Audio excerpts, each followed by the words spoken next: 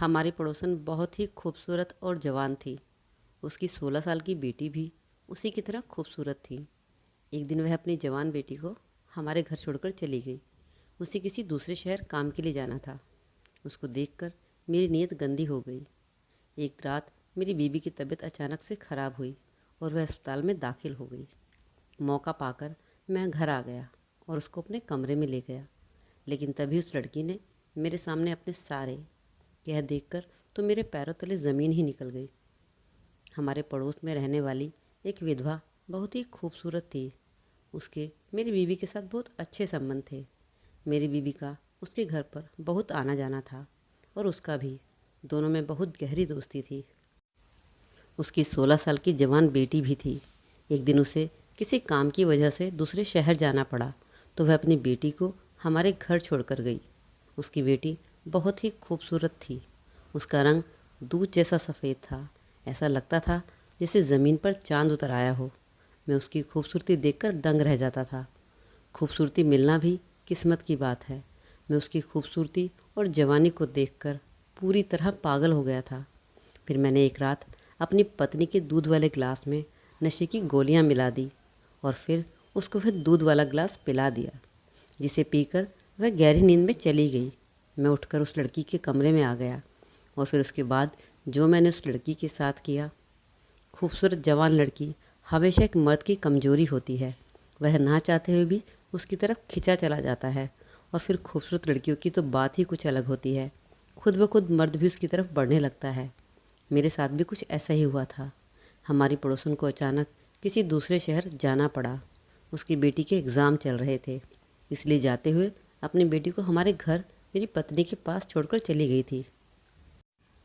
उसकी 16 साल की बेटी, जिसका नाम शालू था, उसे देखकर मेरे अंदर एक हलचल सी मच गई थी। मैं जब भी घर आता मेरे आगे पीछे घूमती, मुझे कभी पानी देती और कभी मेरे पास बैठकर बातें करती। उसकी अदा ने मुझे बहुत पागल कर दिया था। बस फिर उसकी इस अदा ने मुझे उसका दीवाना ही बना दिया। यहाँ तक मैं उसे हासिल करने के तरीके अपनाने लग गया। उसे यहाँ आए हुए अभी एक ही दिन हुआ था। वह हम सब में बहुत अच्छी तरह घुल मिल चुकी थी। वह मुझे अंकल अंकल कहते कहते ना थकती थी, जैसे हमारे घर पर पता नहीं कब से रह रही हो। मैंने भी उसे बहुत ही प्यार से अपने घर में रख लिया था। उसकी खूबसूरती ने मुझे पागल ही कर दिया था। इतनी खूबसूरत लड़की मैंने आज तक नहीं देखी थी। खूबसूरत होने के साथ साथ वह समझदार लड़की थी। उसने तो आते ही मेरे पूरे घर को संभाल लिया था। पूरे घर में मेरी और मेरी पत्नी के अलावा कोई नहीं होता था। उसके आने पर मेरी बीवी बहुत ज़्यादा खुश थी, क्योंकि उसे भी किसी का साथ मिल गया था और अब वह दोनों मिलकर घर के काम बड़ी आसानी से कर लेती थी। जबकि मेरी पूरी नज़र शालू की खूबसूरती पर थी। एक दिन मैंने शालू को कॉफ़ी लाने को कहा। वह जल्दी से उठकर कॉफ़ी बनाने के लिए किचन में चली गई। उस टाइम मेरी पत्नी छत पर कपड़े सुखाने और छत की सफाई करने गई थी। मैंने उसका मौके का फ़ायदा उठाकर उसको अपने पास बिठा लिया और फिर उसकी खूबसूरती को ऐसे ताकने लगा, मुझे पता ही नहीं चला। 10 मिनट तक मैं उसे ऐसे ही देखता रहा। उसकी दीवानगी में मैं खो गया। उसने चौंक कर मुझे देखा और कहने लगी, क्या हुआ अंकल? उसकी आवाज़ से एकदम से मैं चौंक कर होश में आ गया। मैंने उसकी बात को काटते हुए कहा कि आज शाम को मैं उसे अपने साथ आइसक्रीम खिलाने ले जाऊंगा। यह सुनकर तो वह बहुत खुशी से खिल उठी थी। मैंने बातों ही बातों में उसका हाथ पकड़ लिया। आइसक्रीम खाने के नाम पर ऐसे खुश हुई कि उसे कुछ बहुत बड़ी खुशी मिल गई हो। मैं जानता था कि हमारी पड़ोसन शांति बहुत गरीब है और विधवा औरत है। यह लोग ज़िंदगी की छोटी छोटी चीज़ों के लिए बहुत ही तरसते हैं और मैं बस इसी बात का फ़ायदा उठाना चाहता था। थोड़ी देर बाद वह फिर से किचन में चली गई और मैंने एक गहरी सांस भरी। आगे के लिए मैंने अपना प्लान तैयार कर रखा था। शालू गुलाबी कलर का सूट पहने मेरी पत्नी का हाथ बटा रही थी और उन कपड़ों में वह और भी ज़्यादा खूबसूरत लग रही थी। वह मेरी पत्नी से कहीं ज़्यादा खूबसूरत लग रही थी। मैं चुपके चुपके उसे देख रहा था। वह भी कभी कभी मेरी तरफ देखकर मुस्कुरा रही थी। मेरी बीवी खाना बनाने में बिजी थी और मैं शालू को देखने में। एक दिन अचानक ही मेरी बीवी की तबीयत ख़राब हो गई और मैं उसे अस्पताल ले गया। लेकिन वहाँ जाकर मुझे पता चला कि उसे कुछ ऐसी बीमारी है, इसलिए उसको जल्दी ही एडमिट करना पड़ेगा। लेकिन मैं दिल ही दिल में खुश भी था कि मुझे कुछ टाइम शालू के साथ बिताने को मिल जाएगा। लेकिन डॉक्टर ने मुझे अस्पताल से घर ना आने दिया और मेरे सारे अरमानों पर पानी फिर गया। अगली सुबह जब मैं नाश्ता करने के लिए घर पहुंचा तो उसने बड़े प्यार से मेरा स्वागत किया। वह जल्दी से किचन में जाकर नाश्ता बनाने में बिज़ी हो गई और मेरे सामने दुपट्टे के बगैर बिना झिझक के घूम रही थी। उसके कपड़े इस तरह फिट थे, उसका फिगर अलग से दिख रहा था। वह बार बार मेरे करीब आती और मैं अपने होश खोने लगता। मैं सपनों की दुनिया में खो जाता, जैसे मैं उसके आगोश में आ चुका हूँ। अचानक वह मुझे एकदम से पूछने लगी, क्या मैं आंटी की अलमारी खोल कर देख सकती हूँ? मैंने शालू से कहा, यह भी भला पूछने की बात है? वह तुम्हारी मौसी जैसी है, तुम उनकी अलमारी को खोल सकती हो, इसमें पूछने वाली भला कौन सी बात है? फिर वह एकदम से कहने लगी, लाओ फिर मुझे अलमारी की चाबी दे दो। मैंने जल्दी से अपनी जेब से चाबी निकाल कर उसे दे दी और वह अलमारी खोलकर अपनी आंटी की एक एक चीज़ को देखने लगी। फिर उसने सारे सूट निकाल लिए, मुझे दिखाए और पूछने लगी, आपको उनमें से सबसे ज़्यादा कौन सा पसंद है? मैंने लाल रंग के सूट पर हाथ रखा और कहा कि यह तुम्हारी आंटी पर बहुत ज़्यादा अच्छा लगता है। यह सुनते ही वह सूट उठाकर अपने कमरे से निकल गई और जब वापस आई तो मैं उसे देखता ही रह गया। उस सूट में तो वह अपनी आंटी से भी कहीं ज़्यादा खूबसूरत और हसीन लग रही थी। अचानक ही वह मेरे सामने आकर मुस्कुराते हुए पूछने लगी, यह सूट आंटी पर ज़्यादा अच्छा लगता है या मुझ पर? उसकी बातों ने मुझे हैरान कर दिया। क्या जो मेरे दिल में उसके लिए था, कहीं उसके दिल में भी वही तो नहीं था? मैं उसकी खूबसूरती को निहार रहा था। मैं सोच भी नहीं सकता था कि 16 साल की उम्र में कोई लड़की इतनी भी खूबसूरत हो सकती है।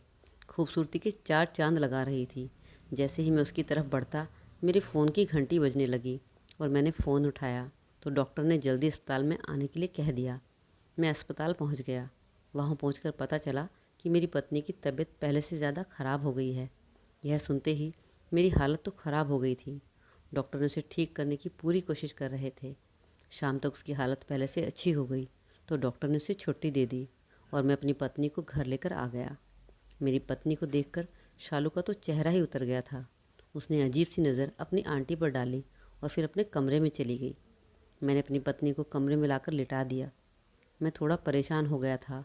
मैंने शालू को उसकी आंटी के पास जाते हुए देखा तो मैं घबरा रहा था, लेकिन मैं जानता था कि वह अपनी आंटी से ऐसी कोई बात नहीं करेगी। मैं बहुत खुश था। शालू के साथ बीते हुए कुछ ही पल मुझे बहुत खुशी दे रहे थे, लेकिन उसके बाद जो कुछ मेरे साथ हुआ, मेरे कदमों तले ज़मीन ही निकल गई। मुझे उस गुज़रा वक्त याद आने लगा।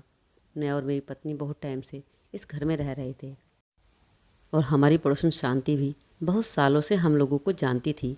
वह गरीब और विधवा औरत थी। मेरी पत्नी अक्सर ही उसकी मदद करने के लिए हमेशा उसे पैसे देती, लेकिन मैं यह कह देता कि कब तक उसकी मदद करूँगा, क्योंकि उनकी समस्या तो ख़त्म होने वाली ही नहीं थी। मेरी पत्नी मुझे कहती कि आपके पास सब कुछ है, अगर आप उनकी थोड़ी सी मदद कर दोगे तो आपका क्या जाएगा। मैं एक मनमौजी आदमी था। एक विधवा औरत और अनाथ बच्ची से मुझे कोई हमदर्दी नहीं थी। एक दिन हमारी पड़ोसन अपनी 16 साल की बेटी शालू के साथ बहुत मजबूरी में हमारे घर आ गई।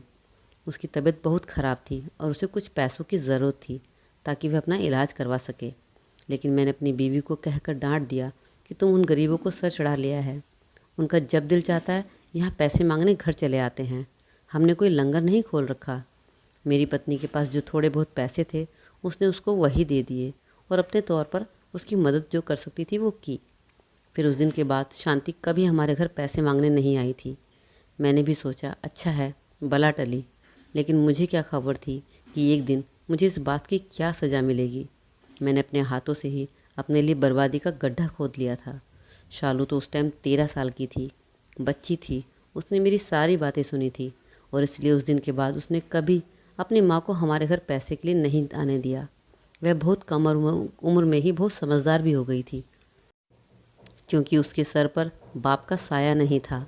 उसने उस दिन जो भी सुना उसके दिमाग में मेरा एक एक शब्द बस गया था। वह मुझसे इस कदर नफ़रत करने लगी थी कि वह किसी भी सूरत में मुझसे बदला लेना चाहती थी। और फिर एक दिन अचानक शालू की माँ को अपने किसी रिश्तेदार की मृत्यु में दूसरे शहर जाना पड़ा, तो वह जाते जाते मजबूरन शालू को हमारे पास छोड़कर गई थी। मेरी शक्ल देखते ही उसको 2 साल पुराना किस्सा पूरी तरह याद आ गया और जब मैंने उसे अपने पास बुलाकर बैठाया तो उसे महसूस हो गया कि मेरी नीयत और नज़र दोनों ही ठीक नहीं है। लेकिन शालू मुझे रोकने की बजाय मुझे अपनी तरफ खींच रही थी ताकि मैं अपनी हद पार कर लूँ। वह बहुत अच्छे से मेरी गंदी नीयत को जान गई थी। और इसी बात का फ़ायदा उठाते हुए उसने खुद को मेरे सामने पेश कर दिया था। रात होते ही मैंने अपनी पत्नी के दूध के गिलास में नींद की दवा मिला दी, क्योंकि मैंने पूरी रात शालू के साथ बिताने की ठान ली थी। थोड़ी देर बाद मेरी पत्नी को गहरी नींद आ गई और मैं शालू के कमरे में चला गया। मुझे देखकर उसके चेहरे पर मुस्कुराहट फैल गई और जैसे ही मैं उसके करीब गया तो वह एक कदम पीछे हट गई। मैं अपनी हद से पार होने लगा और आगे बढ़ने लगा और वह अपने आप को बचाने के लिए मिन्नतें करने के लिए हाथ पांव चलाने लगी, जैसे वह मुझसे आज़ाद होने की कोशिश कर रही हो। लेकिन मैंने उसको हासिल कर लिया। जब मैं उसके कमरे से निकलने लगा तो शालू ने साइड टेबल पर पड़ा मोबाइल फ़ोन उठाकर मेरी तरफ बढ़ाया और जैसे ही मैंने मोबाइल को देखा, मैं देख के रोंगटे खड़े हो गए। उस मोबाइल में मेरी पूरी वीडियो बन चुकी थी, जिसमें ऐसा लग रहा था जैसे मैंने उसके साथ कोई ज़बरदस्ती की हो। शालू जिस अंदाज से वीडियो में मुझे धक्के मार रही थी, ऐसा लग रहा था जैसे वह खुद को मुझसे छुड़ाने की नाकाम कोशिश कर रही थी।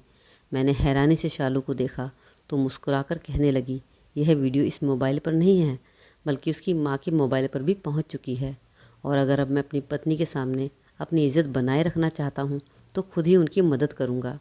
शालू बड़ी नफ़रत से कह रही थी कि एक अनाथ बच्ची की मदद करने में तो तुम्हारी जान निकल रही थी, और वहीं दूसरी तरफ तुम एक अनाथ बच्ची को हासिल करना चाहते थे और मेरी हर इच्छा पर पैसे लुटाने को तैयार थे। शालू की बातें सुनकर तो मैं हक्का बक्का रह गया था। वह एक प्लान के तहत इस घर में आई थी, यह सुनकर तो मैं हैरान हो गया। शालू कह रही थी कि कोई भी औरत खुशी से अपने जिस्म का सौदा नहीं करती, बल्कि उसके हालात उसे यह करने पर मजबूर कर देते हैं। शालू कहने लगी, जब उसके घर पर कुछ खाने को नहीं होता था, हम एक टाइम की रोटी को भी तरसते थे। उस टाइम तुमने हमारी मदद करने से मना कर दिया था, जबकि तुम्हारे पास उस टाइम पैसा भी था। लेकिन जब तुम्हें मेरा जिस्म चाहिए था, तब तुम मुझ पर पैसा लुटाने के लिए तैयार हो गए, और अब तुम्हारी सज़ा यह है कि अब हर महीने तुम हमारे घर राशन पहुंचाया करोगे, नहीं तो मैं ये वीडियो तुम्हारी पत्नी को दिखा दूंगी और तुम पर झूठा रेप का केस भी लगवा दूंगी। शालू की बात सुनकर तो मेरे पैरों तले ज़मीन ही निकल गई। मैं नहीं चाहता था कि कोई भी बात मेरी बीवी को पता चले, नहीं तो मेरे लिए बहुत ज़्यादा मुश्किल खड़ी हो जाती, मेरा घर पूरी तरह बर्बाद हो जाता। मैंने इसी डर से शालू से कह दिया कि मैं उसके घर पूरे महीने का राशन भिजवा दिया करूँगा, लेकिन उसकी एक शर्त और मेरे सामने रख दी, जिसे सुनते ही मेरा दिमाग सुन्न हो गया। उसने मुझसे कहा कि तुम्हारा जो दूसरा फ्लैट है वह तुम मेरे नाम करवाओगे। यह बात सुनकर तो मेरे पैरों तले ज़मीन ही निकल गई। मैं उसकी बात सुनकर अपने कमरे में चला गया। अगले दिन सुबह शालू की माँ उसे अपने घर ले गई, लेकिन जाते जाते शालू मुझे धमकी देकर गई कि तुम्हें हर महीने मेरे घर राशन पहुंचाना पड़ेगा, और यह भी कह दिया कि अगर इस हफ्ते के अंदर अंदर तुमने अपना फ्लैट मेरे नाम नहीं किया तो मैं तुम्हारे कर्मों को वीडियो की सबको दिखा दूंगी। मैंने कुछ ही दिनों में वह फ्लैट शालू के नाम कर दिया। शालू को मैं सीधी सादी और मासूम अनाथ लड़की समझता था, और इसलिए मैंने भी उसका फ़ायदा उठाया। शायद हम जैसे लोग इन लोगों को गलत रास्ते पर चलने और अपने शरीर को बेचने तक मजबूर कर देते हैं, और उसने भी ऐसा ही किया।